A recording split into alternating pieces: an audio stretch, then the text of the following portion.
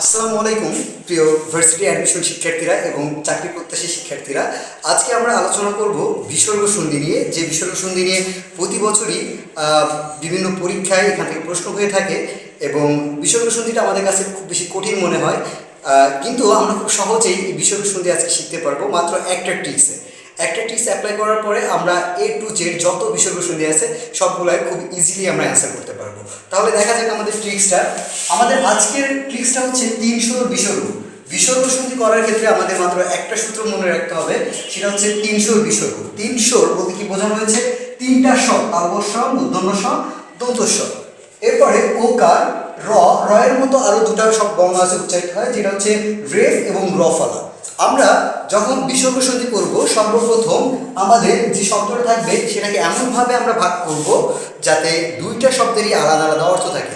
প্লাসের আগে যে শব্দটা থাকবে তারও একটা নির্দিষ্ট অর্থ থাকবে এবং প্লাসের পরে যেটা থাকবে তারও একটা নির্দিষ্ট অর্থ থাকবে। এমনভাবে ভাগ করার পরে যেখানে আমরা এই বর্ণগুলো দেখব, এই বর্ণগুলোর পরিবর্তে আমরা জাস্ট বিসর্গ দিয়ে দিব, তাতে আমাদের অ্যান্সার হয়ে যাবে। যেমন আমরা যদি দেখি ততোধিককে যদি আমরা ভাঙি, দুইটা বর্ণ কি হবে? একটা হচ্ছে দুটো শব্দ, একটা হচ্ছে তত আর একটা হচ্ছে কি অধিক।